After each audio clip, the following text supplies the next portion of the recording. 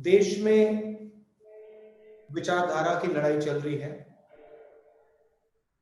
एक तरफ RSS BJP की विचारधारा और दूसरी तरफ कांग्रेस पार्टी की विचारधारा। पार्टियां बहुत हैं, विपक्ष में पार्टियां हैं, मगर विचारधारा की जो लड़ाई हो रही है वो बीजेपी और आरएसएस और कांग्रेस की विचारधारा के बीच में लड़ाई हो रही है। कांग्रेस की विचारधारा, कॉन्स्टिट्यूशन की विचारधारा, देश को जोड़ने की विचारधारा, सबको एक साथ लेने की विचारधारा, जो हमारा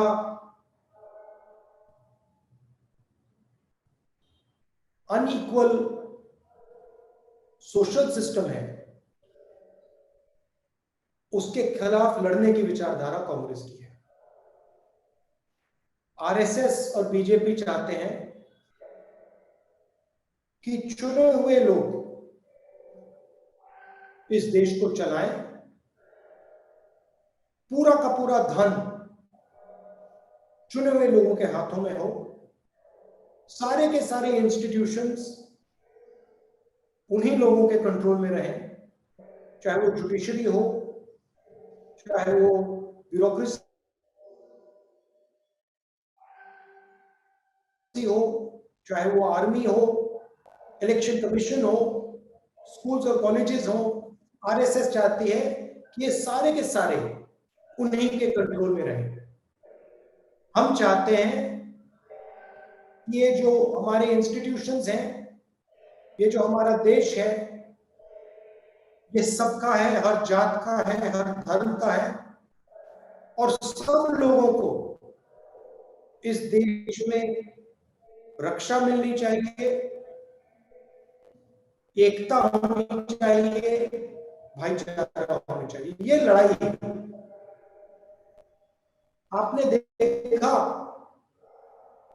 मणिपुर में क्या हुआ और क्या हो रहा है, और आपको आश्चर्य होगा कि प्रधानमंत्री जी ने मणिपुर के बारे में एक शब्द नहीं कहा। आपको लगा होगा कि देश के प्रधानमंत्री जब देश का एक प्रदेश जल रहा है तो देश का प्रधानमंत्री कुछ ना कुछ तो कहेगा। आप में से बहुत सारे लोगों को लगा होगा कि देश का प्रधानमंत्री हवाई जहाज में जाकर इम्फाल में, कम से कम इम्फाल में लोगों से बात करेगा। पिछले कोई भी प्रधानमंत्री होते, कांग्रेस के प्रधानमंत्री तो वहीं बैठ जाते, मगर आपको आश्चर्य होगा कि हिंदुस्तान का प्रधानमंत्री नरेंद्र मोदी मणिपुर क्यों नहीं जा रहा है, मणिपुर के बारे में बोल क्यों नहीं रहा है? क्योंकि नरेंद्र मोदी जी चुने हुए लोगों के प्रधानमंत्री हैं, आरएसएस के प्रधानमंत्री हैं। उनको मणिपुर से कोई लेना देना नहीं। वो जानते हैं कि उनकी विचारधारा ने मणिपुर को जलाया है, मगर जो मणिपुर में दुख है, दर्द है, जो महिलाओं को चोट पहुंची है, उससे नरेंद्र मोदी जी को कोई फर्क नहीं पड़ता। और मैं आपको गारंटी देके कह सकता हूं कि जिस मणिपुर ने प्रधानमंत्री के दिल में दर्द नहीं पहुंचाया, वही मणिपुर इस मीटिंग में हमारे हर कार्यकर्ता के दिल में दर्द पहुंचा रहा है।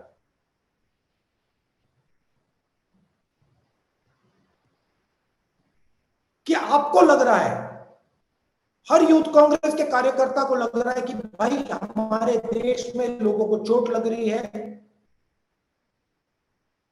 लोगों को दुख हो रहा है, हमें उनके साथ खड़ा होना चाहिए, मणिपुर में जाके खड़े होना चाहिए। अगर मणिपुर में नहीं जा सके तो जहां हम खड़े हैं,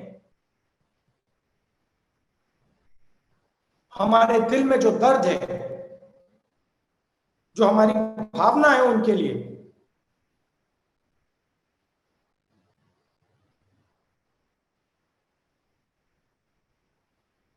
तो मेरा कहना है ये फर्क है। वो सिर्फ सत्ता चाहते हैं और सत्ता के लिए वो कुछ भी कर देंगे। मणिपुर को जला देंगे, बाकी देश को जला देंगे, हरियाणा, पंजाब, उत्तर प्रदेश, सारे देश को जला देंगे, क्योंकि इनको सिर्फ सत्ता चाहिए और कुछ नहीं चाहिए। इनको देश के दर्द से कुछ फर्क नहीं पड़ता, दुख से कोई फर्क नहीं पड़ता, इनको सिर्फ सत्ता चाहिए। और ये लड़ाई है। एक तरफ आप बैठे हो, आप कांग्रेस पार्टी के भविष्य हो, आपके दिल में देश प्रेम है। जब देश को चोट लगती है, कहीं भी हो, मणिपुर में हो, तमिलनाडु में हो, जम्मू कश्मीर में हो, उत्तर प्रदेश में हो, कहीं भी हो, जब देश को चोट लगती है, देश की किसी नागरिक को चोट लगती है, चाहे वो हिंदू हो, मुसलमान हो, सिख हो, ईसाई हो, तमिल बोलता हो, बंगाली बोलता हो, आपके दिल में चोट लगेगी एकदम। आप उदास होगे, आपको पता भी नहीं लगेगा मूड क्यों खराब हो गया, मगर उनके दिल में ऐसी कोई बात नहीं है। आरएसएस के लोगों को, बीजेपी के लोगों को कोई दर्द नहीं हो रहा, कोई दुख नहीं है उनके दिल में, क्योंकि हिंदुस्तान को बांटने का काम यही करते हैं और सदियों से करे आ रहे हैं। तो ये आपकी लड़ाई है और रास्ता भी बिल्कुल क्लियर है। भारत जोड़ो यात्रा ने दिखाया, जनता के बीच में जाइए, जनता से गले लगिए, थोड़ा कष्ट उठाइए, थोड़ा दर्द सहिए,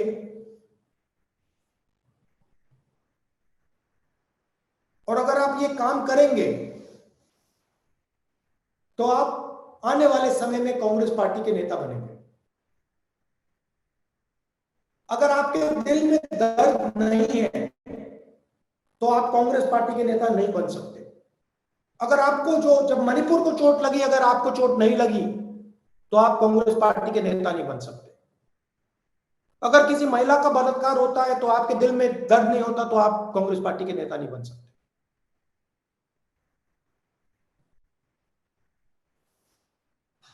तो जो आपके दिल में जो दर्द होता है, उसका कारण आपकी देशभक्ति है कि आप अपने देश से प्यार करते हो।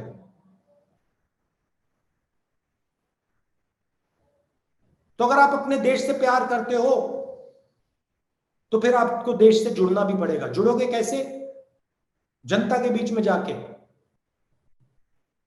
उनकी कठिनाइयों को समझ के, उनके बीच में रह के, और एक दूसरे से प्यार और मोहब्बत से बर्ताव करके। भारत जोड़ो यात्रा में बहुत अच्छा नारा निकला, नफरत के बाजार में मोहब्बत की दुकान खोलनी है। यही भी आपका काम है और कुछ बोलने की जरूरत नहीं है। मणिपुर में इन्होंने नफरत की बाजार खोली, चलिए हम जाके मोहब्बत की दुकान खोलते हैं। जहां भी ये नफरत फैलाते हैं वहां आप जाके मोहब्बत की दुकान खोलिए। और देखिए, मजे की बात देखिए, ऑपोजिशन अलायंस ने बहुत सुंदर नाम चुना,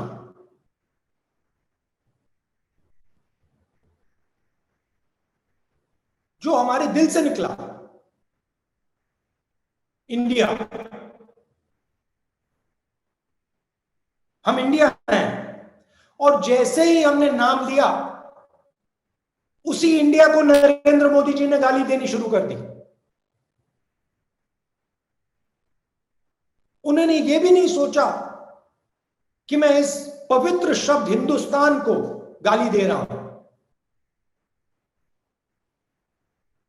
इतना घमंड है, इतना अहंकार है। तो आप जाइए,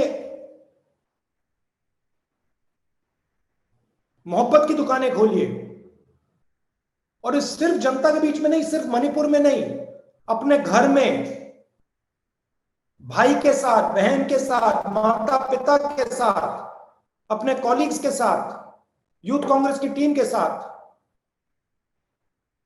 आप मोहब्बत फैलाइए, उनको नफरत फैलाने दीजिए। मुश्किल समय है, बीजेपी की सरकार है, आप पे आक्रमण करते हैं, डरो मत, खड़े हो जाओ, पीछे मत हटो। मैं आप सबको कांग्रेस पार्टी की विचारधारा की रक्षा करने के लिए बधाई देता हूं, और जो आपकी अगली मीटिंग होगी उसमें मैं आपको जूम से नहीं, मगर वहां आकर आपसे बातचीत करूंगा। बहुत बहुत धन्यवाद।